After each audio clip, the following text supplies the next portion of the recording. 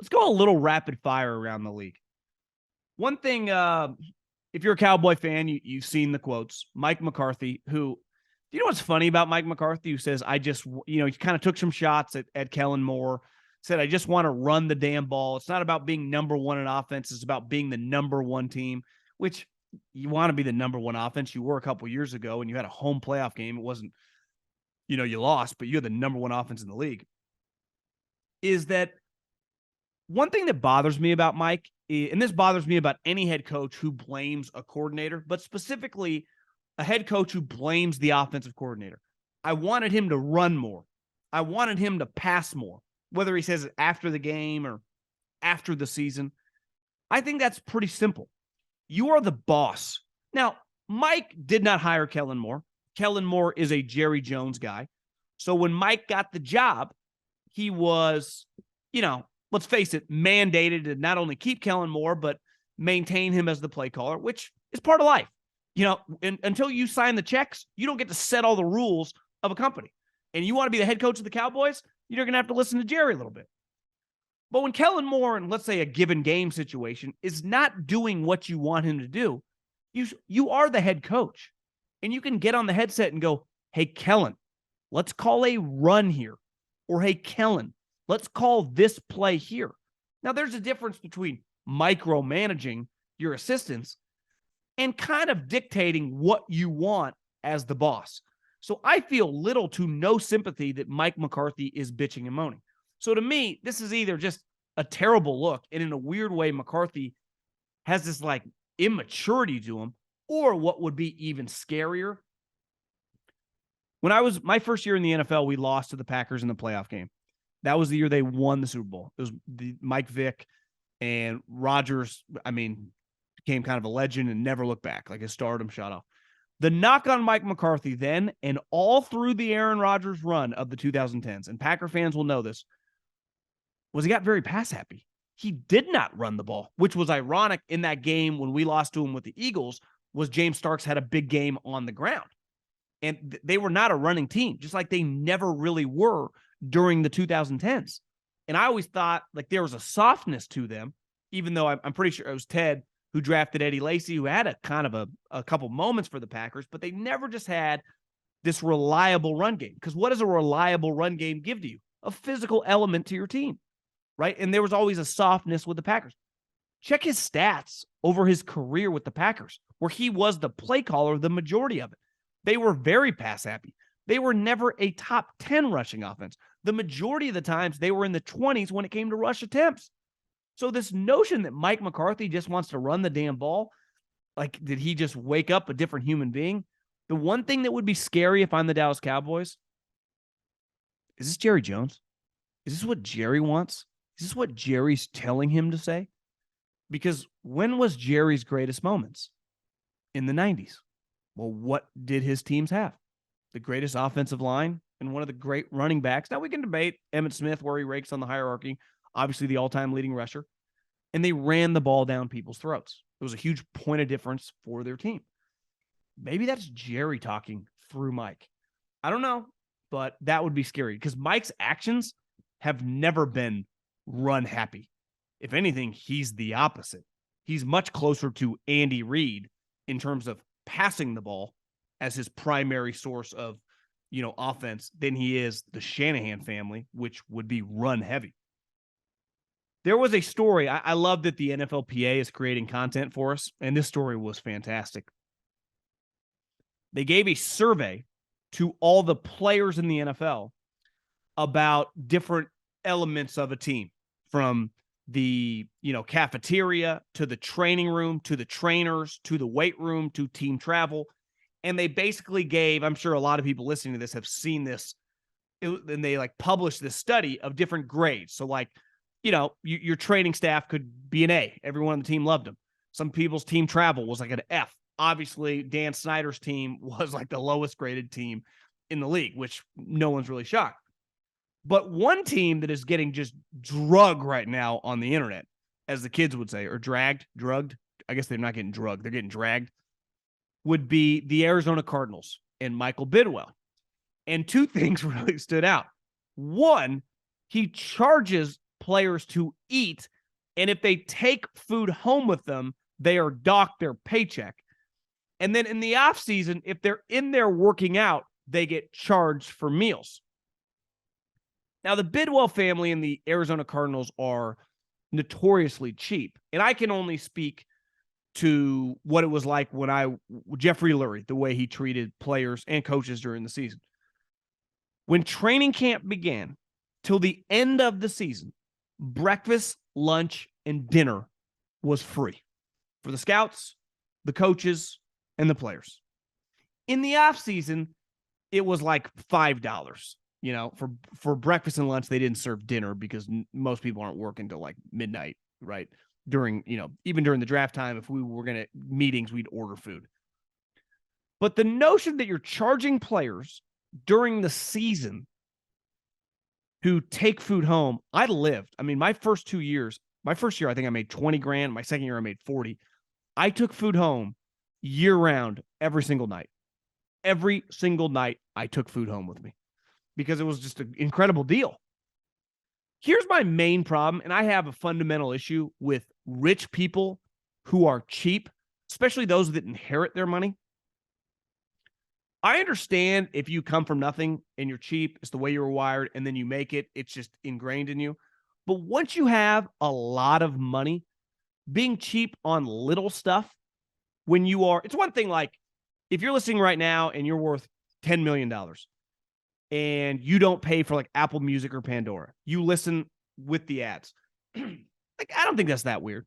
I don't pay for ad-free music. Like I listen to Pandora and it gives me ads. And honestly, I kind of like it because it lets me hear new songs, what's kind of playing for the people out there. I easily could afford ad-free Apple. I don't do it. But if I had a company and everyone at that company was, through the company was listening to Pandora or Apple Music, and it was on me whether to, pay whatever, $100 for my 5, 10, whatever people to have ad-free music, be a line item. These NFL teams now get hundreds of millions of dollars every single year just for the television rights. When I went to the spring training game the other day, the Dodgers, their stadium is right by State Farm, where the Super Bowl was, where the Arizona Cardinals play, kind of out in, BFE in Glendale, who I actually think has kind of got a chance to reminds me a little bit of like Sacramento 20 years ago. Place might boom. Might buy an investment property there if business keeps going well, because I think there's a lot of growth potential there. But you see the stadium, it's massive. And obviously the Cardinals make a lot of money. This guy, who comes from a very cheap guy, but now has wealth that the family never thought they would have, doesn't even get like, what are you actually saving by charging them $10 to take a box of salad, chicken, some pasta home on a, Buda Baker and DeAndre Hopkins taking some grub home at 6:30 at night after they watch some film Wednesday and Thursday. Think how stupid that is. This is not, $1,000 individual instances. This is such small potatoes. It's such small level thinking. It doesn't bother me. Some of these teams that have older facilities, their weight room, relative to these college weight rooms is not the same.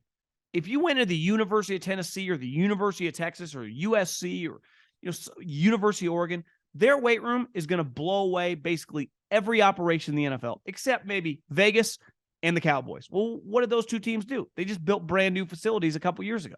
Most of these facilities are a little bit older. They have clearly more than enough, equipment there to handle it, but they're not there to recruit you, right? Do they have enough cold tubs and spas? If they do, I don't need to go above and beyond if I have everything there equipped to make sure my players, a lot of these guys coming from these Power 5 programs are going to downgrade on size. And let's face it, a lot of the reason that stuff's in college is strictly for recruiting. But if you are nitpicking on stuff like food, kind of the lifeblood of your guys, or, weight room staff, or training staff, or paying the doctors, then I think you're a fucking loser. And Bidwell charging these guys to eat during the season is an embarrassment. And it's just such small time thinking. Last but not least, There was a story on Pro Football Talk that there was a basically like a wage freeze on executives and a lot of people in NFL buildings. I think this encompasses scouts.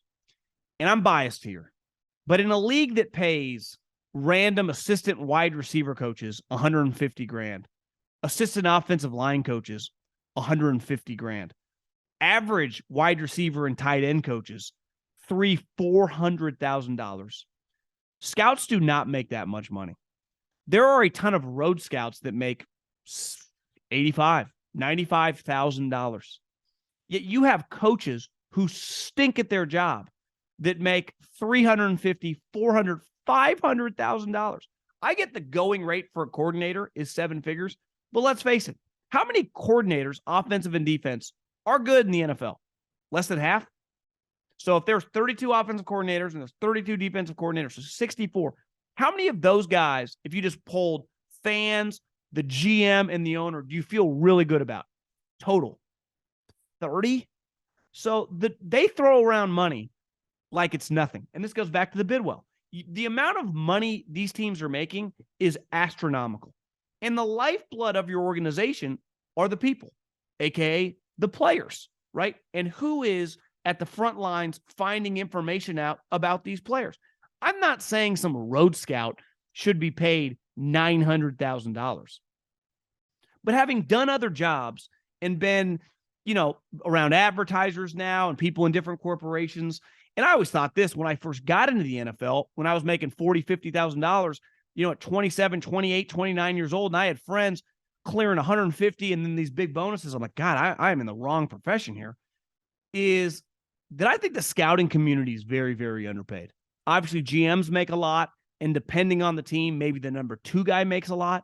But I think the going rate, if you're a road scout or a national scout, I don't see how that guy isn't worth, if he's decent at his job, $200,000, $250,000. It's a very, very difficult job. You spend so much time on the road, driving city to city. But this notion that